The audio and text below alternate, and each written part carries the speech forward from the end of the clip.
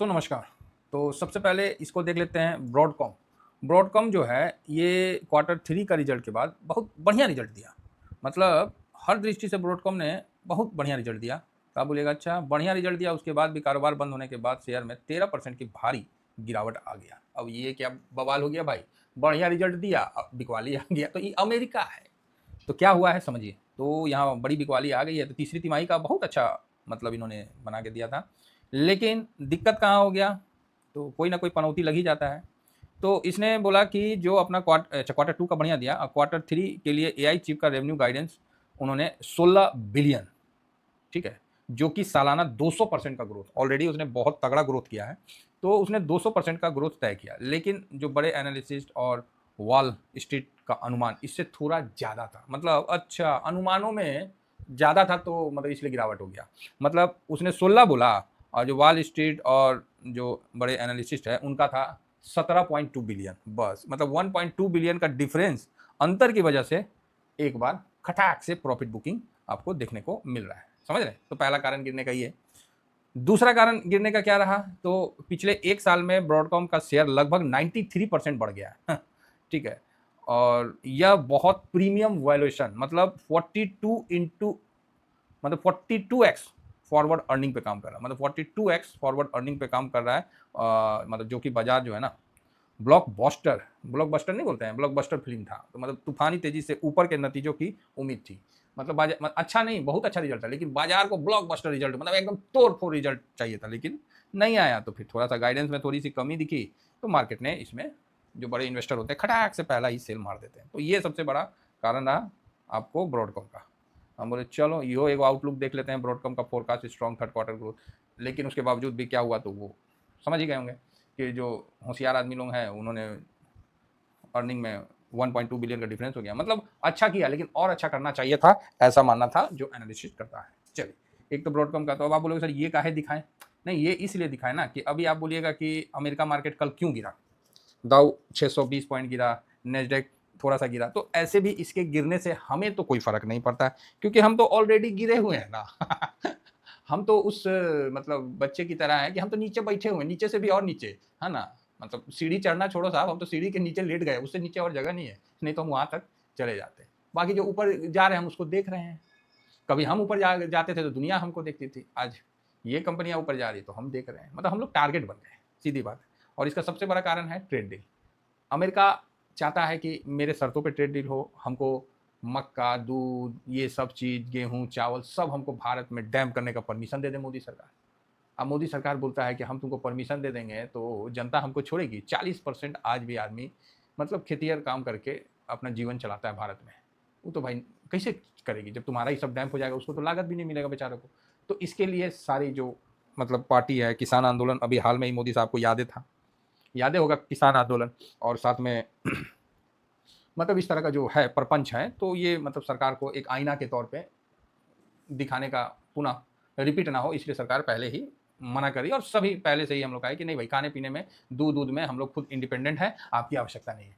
अब अमेरिका सोच रहा है कि चाइना में जो नहीं जा रहा क्रॉप, उसको हम कहाँ पर ही भेजें, तो उसका टक्कर का भारत ही है। बाकी तो कम से कम हमको लगता है 60-70 देश के साथ एग्रीमेंट करेगा, तब जाके उसका वो चीज़ बिकेगा। तो सोच रहा है कि भारतीय पे दबाव बना लो। प्लस माइक्रो रूबियो जो था यहाँ पर ही ससुरा, यहाँ पर ही खूब चिकन चिकन बात किया। जैसे अमेरिका गया उसके स्वरूप बदल गए। सीधा वहाँ बोला कि नहीं हम सैंक्शन लगाएंगे आने वाले समय में जो रशियन ऑयल खरीद रहे। अरे क्या बोला जाए, पूरा बुरी तरह। ठीक है हम तो गिरे हुए हैं साहब, अब क्या गिराओगे। आइए आज का कल एफ आई, तो आज गिफ्ट निफ्टी से डाउन दिख रहा है, ई काहे दिख रहा है, उसका चिंता मत करिए आप। सब ठीक है, तो डाउन नहीं दिखेगा। आप सोचिए वर्ल्ड का नंबर 1 देश आपके पीछे पड़ा है, कुछ ना कुछ तो है भाई, तभी तो हमको इतना प्रताड़ित किया जा रहा है, इतना सब कुछ किया जा रहा है, फिर भी हम लोग उसको छुपा के रखे अपने पावर को। तो भाई कहीं ना कहीं तो समझ ही सकते हैं। तो इसका गिरावट का कारण जो था वो ये सब चीज़ तो है ही। बाकी FIS का बिकवाली सबसे बड़ा है, 11,000 करोड़ का। कैश में नहीं दिख रहा, लेकिन 11,000 करोड़, जब भी 10,000 करोड़ से ऊपर निकलता है ना, तो वो दर्ज हो जाता है इतिहास में कि हाँ भाई 11,000 करोड़ का बिकवाली मतलब तीनों में हुआ है। तो खतरनाक है, बहुत खतरनाक है, हम तो यही कहेंगे। तो चलो जी ठीक है। इसके अलावा अमेरिका को ईरान पे प्यार आ गया, है ना। अमेरिका बोला ये क्यों नहीं, हमसे नहीं भेंट करोगे डोनाल्ड ट्रंप। तो ईरान की तरफ से मुस्तफा खेमने क्या है जी जो नाम है, उसने बोला कि ना तू तो बहुत छोटा है रे। हम बोला ना ना हमसे बात करो, बोला ना ना ना तुमसे बात नहीं करेंगे, तुम कब पलट जाता है, भारत पे पलट रखा है तुम कब कब कब। तो बोला ना ना हमसे बात करो हो, नहीं तो बहुत दिक्कत ना हो जाएगा, एक दिन मार्केट मेरा थोड़ा सा ढलमलाता है कि मेरा हालत ख़राब हो जाता है। तो यहाँ पर अभी ट्रम्प ने बोला है कि भाई हमसे बात करो बोल के, तो अभी देखिए तो बात करना चाहते हैं ऐसा बोला है, मेरा कहने का मतलब। तो बोला कि ठीक है जो ये सब लड़ाई जो हिजबुल्ला लेबनान ये सब जो चक्कर ये सब खत्म करो। तो फिर अभी शायद स्टेटमेंट आया है कि उसने अपना क्या बोलते हैं इजराइल को बोला है, तो इजराइल बोला कि अगर हिजबुल्ला एक भी बम नहीं मारेगा तो हम भी नहीं मारेंगे, बस सीधा बात, तुम मत मारो हम भी नहीं मारेंगे। तो ये सब चीज़ पे थोड़ा सा अभी स्टिक हुआ है, क्योंकि दूसरी तरफ से ट्रम्प पे ये भी आरोप लग रहा है ना, कि आरोप नहीं सच्चाई सब बोल रहा है कि वो इजराइल के बहकावा में आके वहाँ पर ही बम मार दिया, और जैसे नहीं छुछुंदर को सांप जब निगल लेता है, मतलब काट लेता है, मुंह में डाल लेता है, तो अब वो ना निगल पाता है ना उगल पाता है मतलब ना खा पाता है और ना फिर मुंह से बाहर निकाल पाता है। तो ये सब चक्कर है जो कि अभी उसी पे बोला है कि एक हम नहीं, हमसे नहीं बात करोगे तो अभी है, अभी देखिए क्या होता है अब आने वाला समय में। देखो सर, वर्ल्ड मार्केट में बहुत ज़्यादा टेंशन हमेशा रहता है, ये आज का नहीं है, हमेशा। और भारत पे दबाव जब देखोगे तो और ज़्यादा। अब बांग्लादेश का यूएन में बन गया है 1 साल के लिए, तो वो अलगे अभी मतलब करेगा, अलगे विष उगलता चल रहा है ना। साथ में उसको भी बोला है मतलब 2 देश, इस बार एशिया का बारी था तो 2 देश का बारी था, उसमें बांग्लादेश जीत गया, ठीक है, वो भी ज़्यादा नहीं 5-7 पॉइंट से जीता है, तो काफ़ी कांटे का टक्कर रहा है, तो ये रहा है। और नीलेन शाह जो इधर है आपको, अब बांग्लादेश जो यूएन में हो गया तो फिर से वो अमेरिका लद्दाख और कश्मीर का मुद्दा उठाना चाहेगा, तो भारत ने उसका पहले विरोध किया है। तो देखिए ये सब तो चलते ही रहता है, क्या करिएगा। बालेन शाह डिस्ट्रीब्यूट लेके, बॉर्डर डिस्ट्रीब्यूट लेके वो बोल रहा है कि हम इंग्लैंड जाएंगे, तो हम चाइना जाएंगे, तो भारत बोला रे गधा 98%, अरे ससुराल ना पक्ष है तुम, बुर्बक है का रे, 98% तुम्हारा हम मामला सल्टा दिए हैं, 98%। आज भी नेपाल के प्रति सॉफ्ट कॉर्नर है भाई, ससुराल है रामचंद्र जी का, तो थोड़ा सा तो सॉफ्ट कॉर्नर ही है, लेकिन बेहुदा मान नहीं रहा, इस साला सब जो है इतनी उछल कूद ज़्यादा कर रहा है। तो बोला 98% हम मामला जो है आपस में हम लोग बात करके सल्टा दिया, 2% के लिए तुम कहाँ इधर उधर भाग रहा है बावला हो गया। तो देखिए भाई अगला वो भी है, नरेंद्र साहब बना है, जो भी करेगा जंगजी पीढ़ी है, तो देख सकते हैं कि उनका क्या स्टेटमेंट और कैसा रहता है। तो यही अभी इधर उधर का पूरा न्यूज़ चल रहा है ना। अमेरिका पाकिस्तान कटोरा लेके फिर से तैयार है, अभी तो कटोरा में बहुत पैसा मिला है जी, अभी यूएन से भी आई थी, कटोरा में खूब पैसा मिला है, किसको, पाकिस्तान को, तो वही चीज़ है, ठीक है, अच्छी बात है। भारत अपने जद्दोजहद में लगा हुआ है ना। भारत रसिया से तेल खरीद रहा है, तो उस पर अमेरिका को बोलता है कि हमसे खरीदो, तोरा से कौन चीज़ खरीदे, तू तो इतना महंगा दे रहा है कि हमको लूटिए लेगा। तो फिलहाल देखिए जो अमेरिका और उसका बातचीत के चक्कर में थोड़ा सा तेल नरम हुआ है, और इस साइड में आपको यूएस का जो बॉन्ड यील्ड है वो भी थोड़ा नरम हुआ है, 4.48 हुआ है, 4.5 समथिंग कुछ, थोड़ा ठीक है। अच्छा, आईटी में सपोर्ट भूल जाइए, तो क्या है, तो एडीआर पिटा हुआ है। अच्छा चलो, एडीआर पिटा हुआ है 4.5% इन्फोसिस का, तो विप्रो का 3.5%, अगेन 4% के आसपास एडीआर अपना आईटी में फिर से गिरावट होगा, तो इसका भी दबाव बनेगा। आप बोलेगा अरे बाप रे बाप, फिर गिरेगा, हाँ फिर गिरेगा भाई। तो एसेंचर में आप देख सकते हैं कि कल ईहो पिटाया, अच्छा 2 जून है रे भाई, रुको रिफ्रेश करने दो, है तो ठीक नहीं है, देखिए तो ईहो मतलब 4-5% के आसपास गिरा है, तो फिर से वहीं पर ही, तो फिर से एक दबाव आपको आईटी में आता हुआ दिखेगा, तो उसके लिए तैयार रहिए, पहले तो आईटी में आएगा तो मार्केट पे भी दबाव आपको देखने को मिलेगा। तो एक तरह से मैंने इतने कम समय में सारा आपको कहानी बता दिया, क्या चल रहा है क्या नहीं चल रहा है ये सब चीज़ पे। गिफ्ट निफ्टी फिलहाल तो ठीक है, 312 पे है, तो कोई दिक्कत थोड़ी है। अगर वही फिर आज भी 150 पे सपोर्ट लेगा, 150 पे सपोर्ट लेना चाहिए आज, है ना, तो टेंशन मत लीजिए, नीचे आता अगर और नीचे चला गया 150 से, तो फिर 23,090 पे ले लेगा, है ना, 23,090, तो ऐसा है। मतलब अभी आप ये नहीं, मतलब हाँ, हालांकि आईटी में तो है, हाँ, प्लस अभी आरबीआई का भी मीटिंग है, वो कोई लॉन्ग टर्म शॉर्ट टर्म कोई टैक्स टुक्स तो नहीं अभी घटा रहा है। अब इसके अलावा कुछ अध्यादेश ला के, ऑडियंस ला के अगर कुछ कर सकती है सरकार तो बढ़िया बात है, नहीं करती है तो जो चल रहा है वो तो चलते ना रहेगा। हम 7 नंबर में आ गए हैं मार्केट कैपिटल के हिसाब से, अब 8 नंबर की तरफ भी हम आगे बढ़ेंगे, क्या करिएगा तो ये चीज़ है, अब इसको तो समझना ही पड़ेगा। रुपया जो मजबूत हुआ था 95 के पास था, वहाँ से टूट के 98.1 हो गया था, 95.81 हो गया, तो वापस से अभी वहीं चल रहा है। तो ये सब चीज़ आपके सामने है। बाकी कल FIS की बिकवाली तगड़ी हुई थी, तो ये तो आप बोलोगे सर ये पॉजिटिव क्या है निगेटिव क्या है, हम बोलेंगे रुकिए वो सब चर्चा करते हैं। 5,616 करोड़ का जो बिकवाली था कल FIS का, वो काफ़ी खतरनाक था। और यहाँ पर ही पॉजिटिव ये है, अब आइए देखिए, हम तो कहेंगे कि अब जो निगेटिव हो रहा है ना, अब बहुत बढ़िया निगेटिव हो रहा है, और आज सेंसेक्स का भी एक्सपायरी है, तो इसका भी ध्यान रखिएगा। तो आप ऊपर जाएगा तो आप कॉन्फिडेंस मत रखिए, नीचे जाएगा तो आप अपना कॉन्फिडेंस तोड़िए भी मत, आप अपना आराम से लगा सकते हैं। ये 23,100 के आसपास, 150 के आसपास आए तो आप यहाँ लगा सकते हैं और ऊपर में छोटा स्विंग ले सकते हैं, क्योंकि अभी जिस तरह से चल रहा है तो लगाने में 2 बार में लगाना पड़ेगा। तो आप बोलिएगा सर सब पैसा तो फंसा हुआ है, तो पैसा को तो आपको रखना पड़ेगा ना सर। अब गाड़ी आप ले लिए, बहुत बड़ा गाड़ी, अब तेलें नहीं डलवाइएगा, तेले बोलिएगा सर तेल का पैसा नहीं है, तो कैसे जवाब, कैसे आदमी क्या आपको सलाह देगा। तो गाड़ी कोई भी रहे, हम लोग क्या सीखे हैं, गाड़ी चले ना चले टंकी फुल होना चाहिए, तो उसी तरह मतलब तेल पूरा होना चाहिए। तो पोर्टफोलियो में रिटर्न दे ना दे, कैश हमेशा रहना चाहिए। आम आदमी कैसे सबसे पहले खत्म करते हैं, तो क्या बोलेगा, हम तो यही समझाते हैं। फिलहाल FIS 8.34 है, तो हल्का ही माइनस हो, तो ज़्यादा ना है जी, 2-2.5%, बस बस बस। अब इसका ना मतलब आत्मा निकल जाएगा, इससे ज़्यादा अब नहीं है। FIS ज़्यादा 2-2.5%, और कभी भी आपको एक पॉजिटिव न्यूज आ सकता है, मुझे नहीं पता क्या आएगा नहीं आएगा, परिस्थितियां जो बन चुकी है कभी भी पॉजिटिव न्यूज आएगा। अभी 1-2 दिन जो निकालना है ना, उस वही अब कल का दिन देखिए कैसा लग रहा था, दुखी बढ़ा हुआ था। अब क्या है कि आज थोड़ा सा रिलैक्स रहेगा, थोड़ा नीचे भी जाएगा तो कोई दिक्कत नहीं है। तो एक बार क्या है ना, यहीं से घूम जाएगा, ये मान के चलिए। अब क्या पॉजिटिव न्यूज आएगा ये मुझे नहीं पता, लेकिन आएगा ये, लेकिन अभी थोड़ा पैनिक और होने दीजिए, क्योंकि जितना पैनिक रहेगा ना उतना बढ़िया मतलब रिकवरी होता है। तो ये चीज़ हमेशा ध्यान रखिए। DIA देखें, फटाक से खरीद लिया 2.5%, नहीं तो नहीं खरीदता था।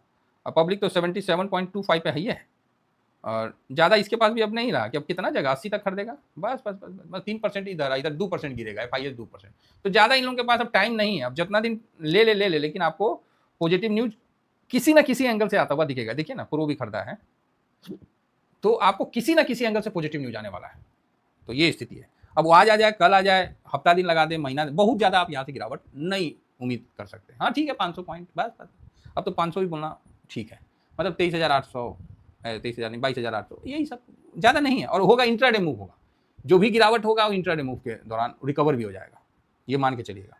तो चलिए, ये सब चीज़ तो मैंने आपको बता ही दिया। और PE जो है वो 20.20 के आसपास है, जो कि बहुत बढ़िया है। 20.20 देखिए, देख लीजिए, 20.20 बहुत बढ़िया है, ये सब अच्छा चीज़ है, सब कुछ खूब भालो है।